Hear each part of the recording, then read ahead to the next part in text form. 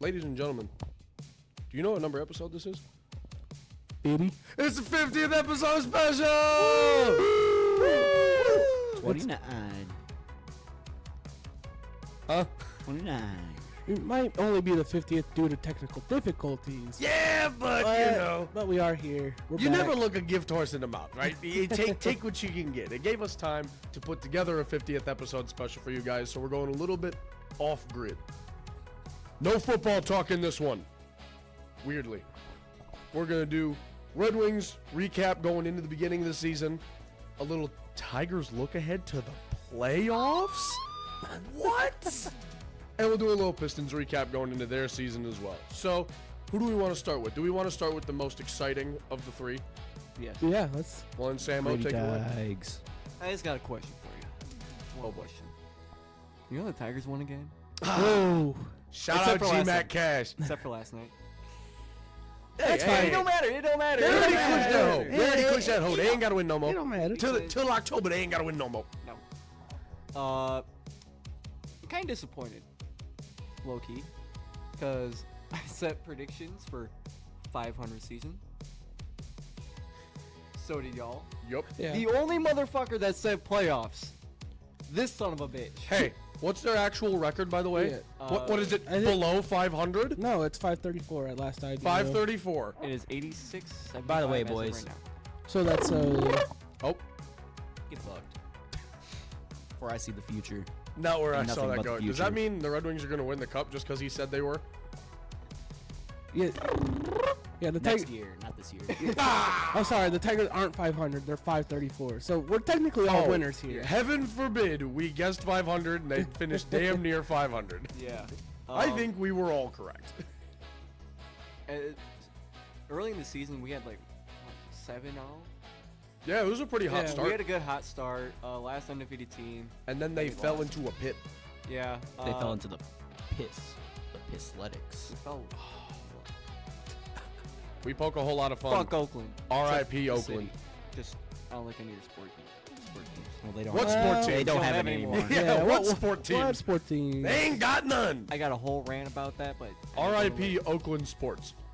Gone, but mostly forgotten. Anyway. We will remember you. They're remembered by Moneyball. Shout out Brad Pitt, Jonah Hill. Who else? Chris. Those are the Chris only Pratt. two guys. Chris Pratt. Chris Pratt Pratt was was- in that Chris movie. Pratt was in the Who else? movie. It's the only reason I gave any thought to the Oakland Athletics was because of Moneyball. But yeah, hot start. Then we moved to the trade deadline and we traded away. Jack Flaherty. Flaherty. Well, And we're not- looking to another be some pitcher, of our right? hot pieces So- on the team. Yeah, I think it was a young guy. There's another pitcher, I'm pretty sure. Yeah, Trade. prospect. I think it is 2 pitchers were traded. Not the direction I think the Tigers saw themselves going towards the end of the season. Yeah, I don't know how I like that move. I mean, it has yet to fully play out. We have yet to fully see it. Yeah, but realistically, who expected a selling team at the deadline to be going into the playoffs? Yeah. That's just weird. I would say at that point, I figured we should be more of a buying team. But clearly, guess. I don't know something. Trade for Shohei. Yeah, trade him every ounce of money the Tigers have ever made in the last 5 seasons, only for his interpreter to steal a third of it. Sick. I forgot about that. Dude, it's so easy to forget I- because it just like washed over all the rest of the sports news. It was like, oh yeah, Shohei's interpreter just stole everything. It was Anyway, here's football. it was 6 million. I'm like, I don't know how you misplaced 6 million. He had to know something. But that's for another day. That's for the conspiracy episode. Can we do that? Oh, trust me, buddy, it's in the works. Hell yeah. We're cooking. We got to go a little deeper this time. Oh yeah. Yeah. Fuck, I lost my train of thought. But My bad, I distracted you. my boy Flip. Tarek Schoolboy. Yeah, baby. Oh my God. Couldn't be happier. Put the team All-star. on my back though. We did. We've all heard the phrase "the gritty Tigers." Oh yeah. Right. Put that shit I- on a t-shirt. I think Give me he's some. probably the most embodiment.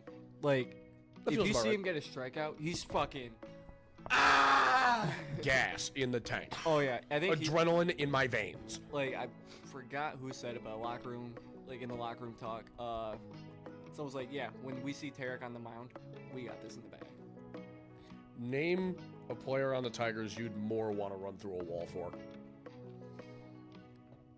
There ain't one. Torque if he hit torque bombs. Oh, torque bombs are good too. Riley Green, maybe, but Ooh, even I love some then. greener. You like Whoa. that green? What kind of green we talking? This kind of green? Baseball. I remember seeing in August that I don't remember the record, but they had a 0.7% chance to make the Yep. playoffs. And then as of what? Like the 23rd or 24th, they're it was like like- a 70% chance. They're like Well- 22-8 or like 23-8. Goofy. We had last I saw it updated, it was 34-11. Jesus. like Jeez, ever man. since our highest paid player, Javi Baez, went on Interesting. the IR. Interesting what happens when you cut the chain on an anchor. Yeah, You tend to move a bit. yeah, Sorry, Javi. You were cool. You're dog shit. yeah. You, Yeah, you, keyword were. you were good on the Cubs. If you want to go back there, that's cool. I don't think any of us would argue. They need some help. Tell you that for free. He's getting traded to the White Sox. Yeah, and they go on a really fucking need it. miracle run. Yeah. Yeah, I couldn't be happier. I couldn't be happier. I totally did not expect this sort of season out of them. What? It's their first playoff appearance in a decade. The last time they were in the playoffs was 2014. Yeah. Tied with the Los Angeles Angels. We weren't even in high school yet, gentlemen. What is that? We were. All right, well then we had just started. Yeah, we just started. Bizarre. Yeah, fucking. Bizarre. No, I'm elated. No, we no, weren't. we were not. We That were was not. 8th grade. Yeah, I was going to say, I'm pretty sure we started had to- 2015. No. Well, yes, but 15, 16, 17, We would've- 18, rolling into 19 graduation. yeah. So we would have started in 14. And then, no. No. No. Dude. We are off topic as a mug. 19 to 18 senior year, 18 to 17 junior year, 17 to 16 sophomore year, 16 to 15 freshman year, 15 to 14 8th grade, 14 to 13. All right, we 7th get grade. the point. Okay, yeah, we got it. Okay. Keep going back. Just keep going. We're going back in time. Again. Put that shit in a time machine. No, everybody in Detroit's gassed. I think you could tell, like, last year, start of the Lions season, you could feel a shift in the fandom. Well, you got Because, I mean, even Yeah. before that, damn near playoff team, NFC runner-ups, and then just went on an absolute fucking streak. What? And Hell, at bought a share in the Chargers. Yeah. I think the jersey sums it up perfectly. Rest in peace, Isaiah Livers. He's not dead. He's just in Washington. He might as well be dead. Yeah, it was his seriously. career might as well be dead. Bring the homie back. I want more Isaiah Livers in my life. No, I think like halfway through 2 years ago for the Lions, you could feel a shift in Detroit where people are like, oh my God, we might have something to root for again. And then the Lions go on to have an incredible year and seemingly unexpected, but a handful of us kind of saw it coming. The Red Wings were relatively competitive. The Pistons were the Pistons. We'll leave that alone. Sorry, Pistons Cade. doing Pistons things, baby. Sorry, Cade. You deserve better. And then we watched the Tigers this year, and I think we are officially in the full swing of Detroit is so fucking back. D-Town on top, baby. Dude. I mean, hell, even at the end of last season for the Lions, or the Tigers, like, they went on a pretty mighty run up to the All-Star break. I mean, it was easily overshadowed by the fact that they didn't make the playoffs, and they were out of contention at that point, but... Right. No, you go on a run and people are like, yeah, you playing in October though? Yeah. Shut up. Hey, who's playing in October? The Gritty Tigers. Yikes. The gritty young town. No, there's a lot to be excited about with the Tigers. I can't wait to sit down and forget every rule to baseball as I'm watching their playoff run. Yeah. We sat and watched the last game of the year, minus Colby. He was sick. It wasn't the last still game of the year. sick. Yeah, All the boys. Colby's still sick. And I was sitting with Zach, and Zach pointed out, he's like, this game is absolutely flying. The baseball we watched as children is no more. The pitch clock is so fucking helpful Pitch for those of clock us that elite. aren't baseball diehards. Yeah, I mean, Zach and I are sitting there like, I'm genuinely enjoying this game. It's the top of the sixth? Yeah, it was flying by. Dude. like I drank a full long drink. Like I'm during so that entire proud game. of you. Like it took me that I was like, damn, I've been sipping at this thing. Like I should probably be through 3 at this point. Yeah, you'd think so. One. Well, yeah, we were talking about how like it used to be like a whole day's Yeah, event you'd to eat go and- to a baseball game, and now it's Eating lunch Yeah, you and take a dinner day at the to go to ballpark. Comerica. First pitch at like noon, 1. You're getting home at like 9:30. Yeah. Not anymore. so. As it stands right now, the Tigers would be slated to play the Orioles in the wild card round. They're gonna play a cookie. He said Orioles, not Oreos. Damn, I could go for some Oreos right now. What's the Okay. difference? Now I'm hungry. The One's a bird. I'm the biggest Sorry. A bird made out wild of cards are Oreos? just one game, best of 1, right? Or best of 3? I think they're best of 3. I think best of 3. Can't remember. I can- How do we feel about that matchup? Because I mean, we from an outside perspective, I'm a little scared of that. hosed the Orioles last time we played them. Yeah, but it's best of 3, and the Orioles are a better team. They're Best at the of top of the 3. wild card, aren't they? I mean, they're in the same spot we are. Yeah. Well, I they mean, have it's- more wins, don't they? They have Barely. barely. We're Very pretty similar. close to them in terms of wins. 4 more wins than us. Yeah. I guess in the scope of a 164 games. I mean, if we can neutralize Gunnar Henderson and Jackson Holiday, we're fine. All right. Because I can't. So it's name best any of other 3. player. So the Tigers only have to win 2 to move on to the Yeah. actual like playoffs, not wild card. Correct. But they are all in Baltimore. Oh. I mean, And then, if the Tigers won, it'd be the Yankees. that's the part I'm scared of. I don't think we're making That it. would be a hell of a first round exit. I'd love that. Yeah. Fuck it. Tigers are back in the playoffs. Here's Aaron Judge. Sometimes it's baby steps. Sometimes, hey, Yeah. you don't got to go win the World Series on your first swing. Nope. You got time. No, plus. If you're building a culture, especially with how young this Tigers team is, second youngest. Yeah. Next to the Nats. yeah, you keep a good amount of this core together and build around them. Yeah. This has potential to be a really good ball team for a long time. Yeah. And we don't gotta buy people like the Yankees or the Dodgers. Suck it, Dodgers. We groom them. No Diddy. On that note, wow, Rest in peace, that's Johnny. fucking terrible. Oh my Rest in peace. God. That is Jackson, I terrible. see you. Oh, but Just yeah. as soon as I die. Anyway, should we move Woo, on? yeah, let's talk about the Red Wings. All right. Oh my God. All right. I got one thing to say before we kick this off. One thing only. Can we get a fucking song for the Red Wings, please? Please. G-Mac's G-Mac getting to Cash, it. please. He's getting to it. Y'all didn't make the playoffs. He's getting to it. Hey, we'll get there this year. It'll be great. The Lions got one before they went to the playoffs. No. When they're dog shit. Whatever. You're like 2-11. No, shut the fuck up. Anyway, there are a lot of things to look forward to this season. The first one I'll touch on. The split squad. Absolute turnstile in net. Who the fuck is gonna be the goalie? We have played 2 preseason games as of what's today, the 29th? Yeah. We were supposed to have played 3, but the 3rd preseason game against Pittsburgh got canceled. They were having travel issues. So they're playing 2 games tomorrow at the same time Today with 2 when you're different watching teams. this. What? One in Buffalo and one in Detroit against Pittsburgh with 2 different teams. Huh? For the preseason, that's. Yeah. No, usually for preseason, I'd be like, why don't you just cancel it? I digress. Well, now you're getting a lot more guys able to get work out there. Fair point. So, Yeah. Get a better look at some of the more reserve depth guys. And I'll touch on some of those guys in a minute. The goalie pairings we've seen going into games for the preseason this year have been Cam Talbot with Alex Lyon, which people are predicting to be the regular rotation, that they'll kind of split starts.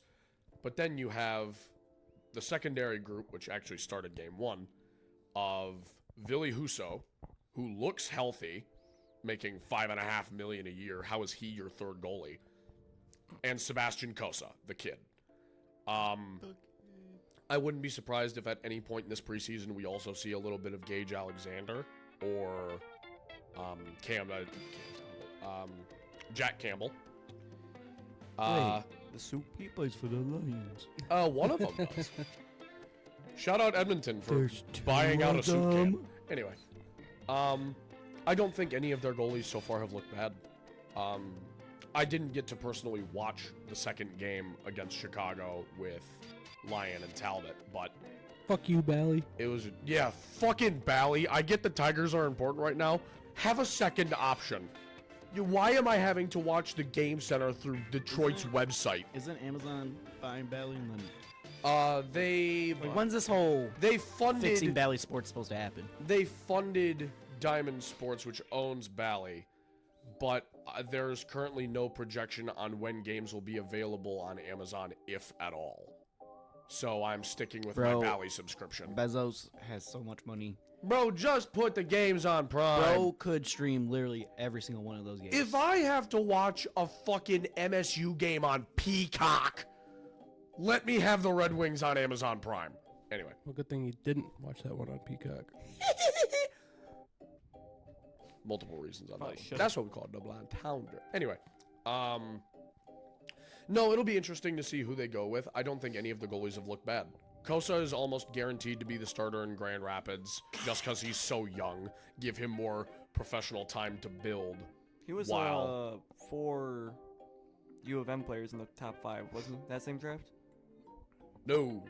He was the same draft. Yeah, I it mean, was Owen Powers, It was Owen Power, Matty Beniers, Kent Johnson, Luke Hughes, and then 2 picks later, the Red Wings got Simon Edvinsson, and then midway through the first round, they traded up 2 picks with Dallas and got Cosa.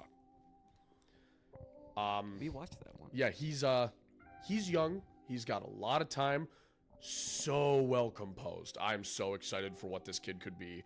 I'm ready for him to turn the AHL into an absolute playpen. Nobody's going to be able to score on this guy. I would expect the rotation of 3 to be Lyon, Talbot, Husso, depending on what order they throw those guys in, is just going to be dependent on who's hot. I think they start the year with Husso, try him again. Jack Campbell will be backup to Cosa in the minors. Good emergency guy to call up if 2 goalies get injured like we had this last year. Yeah, not a whole lot to touch on there. Now we get to some depth guys that are getting looks. I think Eiserman looked at last year where Hossa got hurt, and then Alex Lyon was just left on an island and just...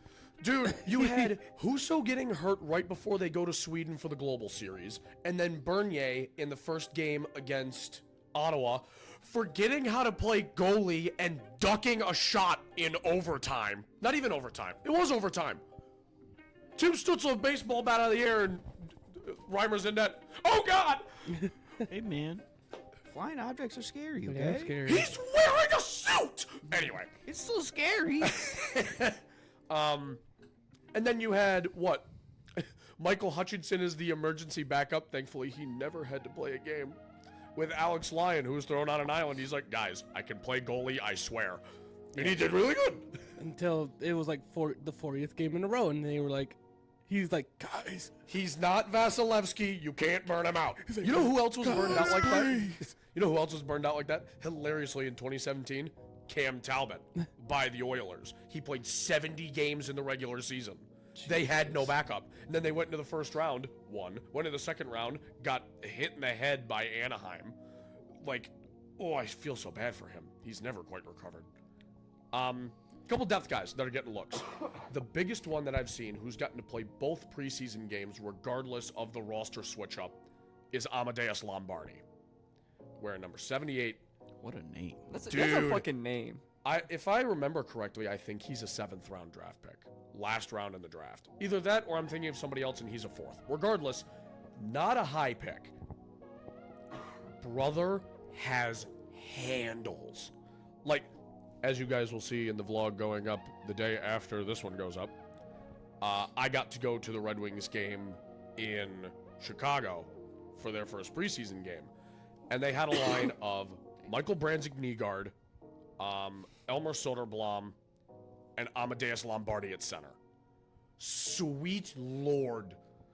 Lombardi just toe drag through his own legs, toe drag back, pass up to the D, make space, mohawking heel to heel behind the net. Like, the brother was making actual full-time NHLers look like children. That being said, he doesn't quite have the finishing power yet, but you put him with a good sniper, you never know what happens. I don't expect he makes the final roster. We have so many depth guys, including Tyler Mott, who played in the first game and looked good. Austin Watson, who's on a professional tryout, big bruiser. He's like 6'5". I'd expect them to offer him a contract before the first game of the year. Just be a depth guy in the rotation. He won't play every game, but he's a good, strong, physical guy to play your fourth line if somebody's injured. Elmer Soderblom looked really good. It's really nice to see that he's finally adapting into his bigger frame. He came in when he made his NHL debut 2 years ago at 6'8", like 205, and tried to be the big finesse guy like he was in Sweden in the World Juniors. And he definitely still has that skill set, but in the NHL, you don't get that kind of freedom. I believe he came into camp this year at like 230-something, 240-something. He's adapting better into his frame. People are just bouncing off him when they try to hit him. He's getting more physical in the corners, out in front of the net. It's a better look for him, and I was waiting for him to adapt his game to that. Again, I think he'll be one of the top guys in Grand Rapids. Branzig-Nygaard is an interesting one because 18 years Siri old. can't pronounce it right. Huh? Siri can't pronounce his last name right. I started personally calling him Nygaard before he was drafted, and then Lidstrom said it on stage, and I realized I've been pronouncing it wrong this entire time. Shout out Sweden. Pronunciation's hard. He's a good two-way guy. Great in his own end. Not quite there in the offensive zone yet, but that's not what you draft him for. He's a defensive forward first. Super good on the penalty kill if he doesn't take a random tripping call at the end of a power play. I don't even think he plays in Grand Rapids this year. I think he gets sent back overseas and will play in the Pro League in Sweden. Come over next year to be Grand Rapid Griffin, and then we go from there. Yzerman likes taking his time with prospects, and he's still super fresh. I don't think we see a lot of him for a little while yet. A guy who I thought we were going to see in the preseason from training camp that we are not is Axel Sandin Palika, offensive defenseman we got 2 years ago with Nate Danielson. He's already been sent back overseas, from what I can tell. I don't think he's going to play. He's super high ceiling. Still very raw talent. Let him play where he's comfortable and continue to grow. And when he's finally outpacing the adults over the pond, bring him over. Give him a chance. But he looks great, just not quite ready for that pro competition yet. Leave him overseas, let him do his thing. He won Rookie of the Year in Sweden last year. And I believe was in contention for Defenseman of the Year. Like, he's really fucking good. The last guy I really want to touch on that I didn't get to see a ton of was William Wallander, defensive prospect. He's got a big frame, played in Grand Rapids last year, really fluid skater. I don't think he makes the D-core right away, which upsets me because the D-core is a little weak right now, but he's going to be one of the first guys called up should need be. He's fantastic puck mover, great skater. Spent last year in Grand Rapids adapting to North American ice. I think he looks good. Not as strong of a performance in the preseason so far as I would have liked to have seen, but he's still getting there. He's growing. Now we get into some guys and pairings that are regular NHLers that you guys will actually know the names of, and I'm not just rambling by myself. First one we're going to touch on is top line. DeBrincat, Larkin, Raymond. What would you guys expect of those three going into this season? 400 points. Hall of Fame caliber play. So the first game, the only one they've played so far, they were paired in Chicago against Tyler Bertuzzi, Taylor Hall, Connor Bedard. Made him look fucking stupid all night. Bedard was the only one being able to move the puck. Taylor Hall looked like he had no idea where he was, and Bertuzzi spent half the time tripping over his own feet. Well, what do you expect from the guy? I expect him to ask the athletic trainer to sharpen his fucking skates, because holy God, he couldn't do 2 crossovers without tripping over his own ankle. It's preseason. It is preseason. Get your shit together. You've been through training camp already. You should be warm. Anyway. No, the offensive zone pressure from them was consistent. Not as many shots on net as I would have liked, but Chicago has a whole lot of really big defensemen that like to block shots. Seth Jones. The shots they did get on net were great. Larkin got a couple sharp angle opportunities like he likes. Couple opportunities they got on the power play. The main guy they were distributing to was DeBrincat. Never really got a shot through all night, but you could tell he was looking. You catch Raymond high slot on the power play, and he rips one bar down. This line for the rest of the season is going to be fucking disgusting.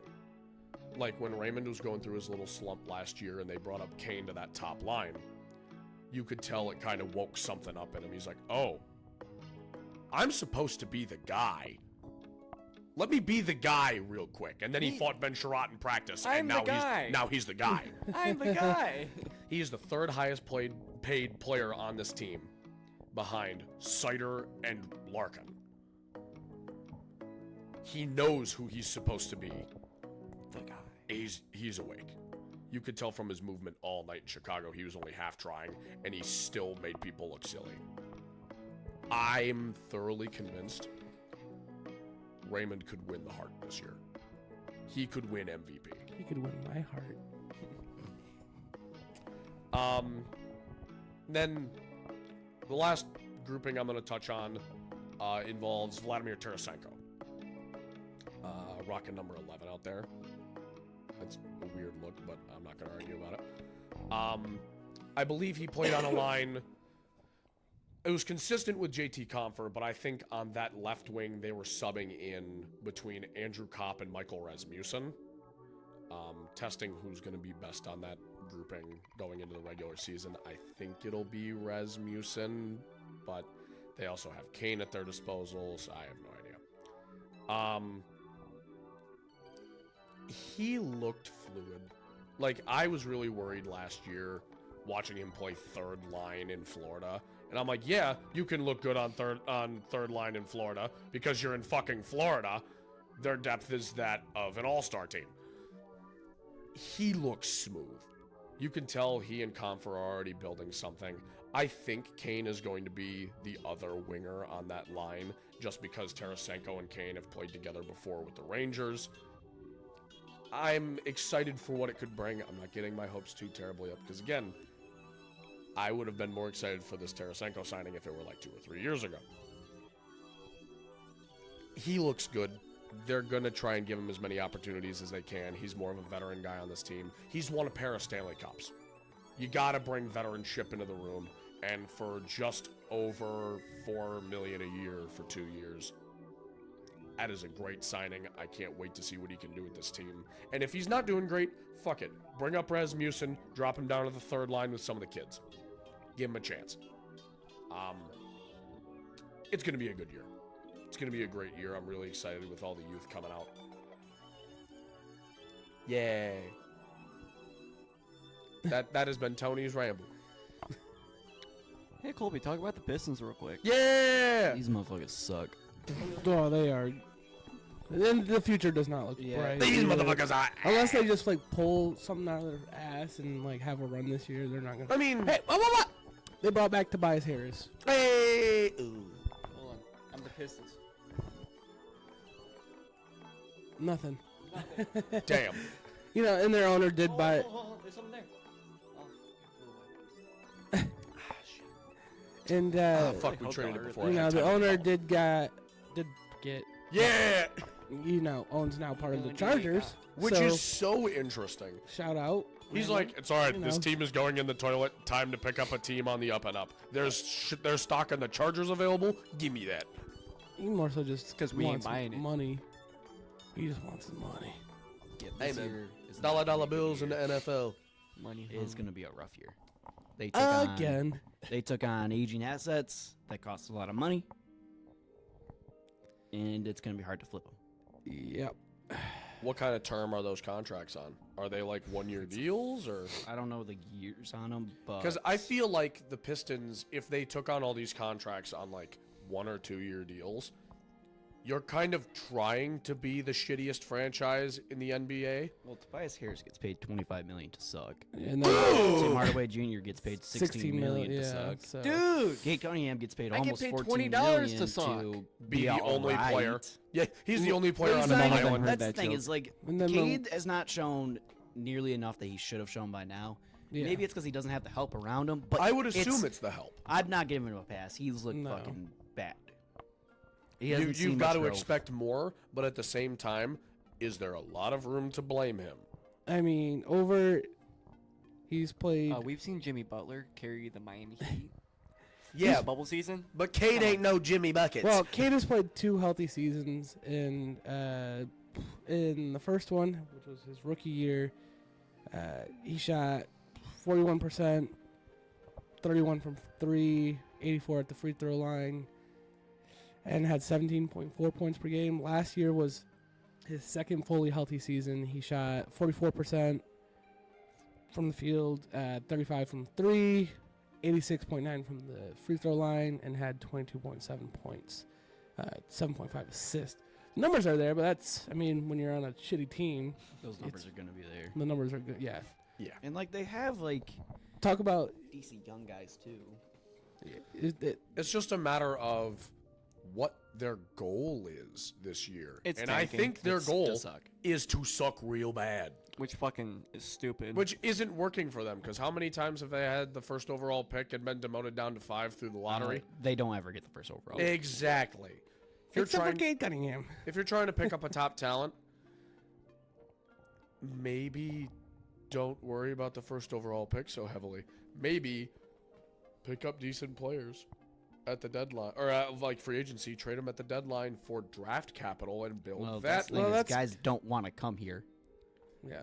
I guess that You is can't fair. really get decent guys when they don't want to sign here. Yeah, that's fair. You'd have to pay him too fucking much. You could pay him a whack ton of money for a season and then be like, look, if you sign a contract here, you look like a god on an island and go to a contender at the deadline. So, yeah. and the Think about it. And the reason people want to come to like the Lions now is because of the drafting Brad Holmes has done and the talent that he's brought into Detroit. You've got to start from nothing. And oh boy, did Brad start with not a lot.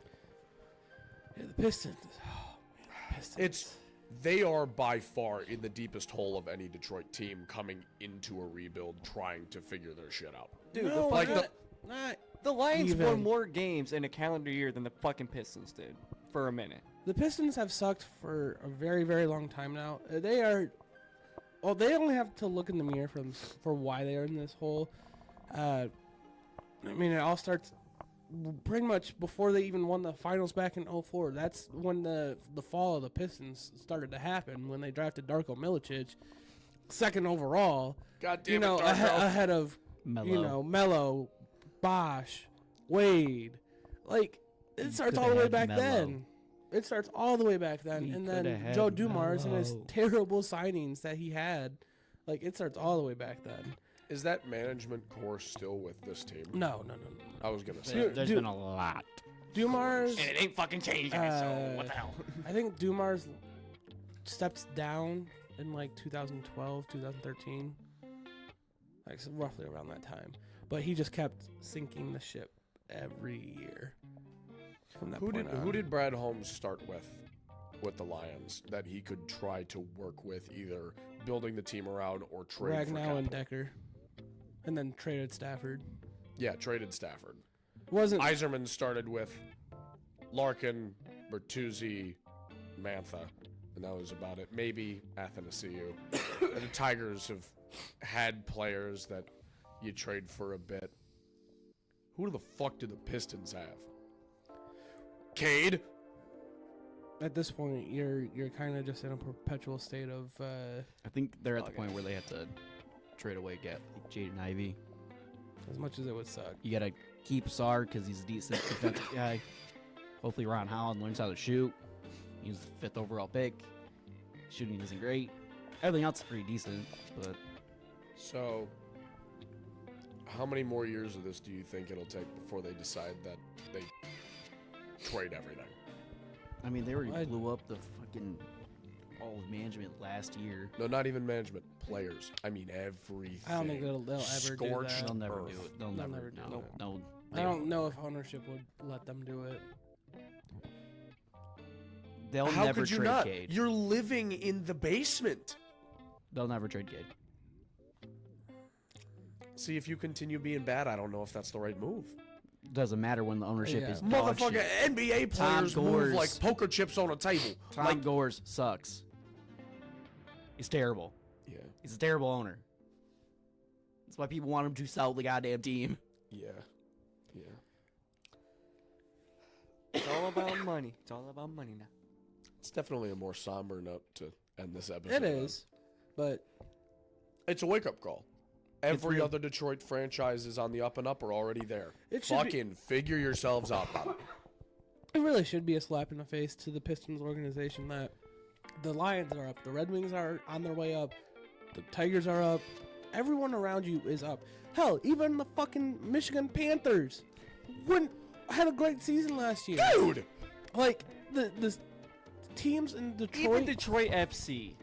I don't know about. Are they Detroit, decent? I have no I idea. think they're at least decent. At least they're competitive, you know. And I think they at least have a fight to them. They've got something in their blood. they got something there, but Hey, they won't be winning nothing without Jake Bates. That's all I'm saying. yeah, the Pistons organization needs to wake up. When we get our women's hockey team, they'll be on top. They'll be Oh! they'll be on top too, baby. We have actual names for PWHL teams now. They're not just the city names. Oh. Ooh, I gotta show you guys after this episode. They're mint. But yeah, I think unless these gentlemen have anything else to add, Well, I only rambled for about half an hour, so I think I'm good. The Britags. that just about does it for us here. And you know what? The Tigers won again. The Tigers won again. We'll catch you next time. Hit that bell, subscribe, like the video. Hit the bell! We'll catch you Hit next the time. bell. Yeah.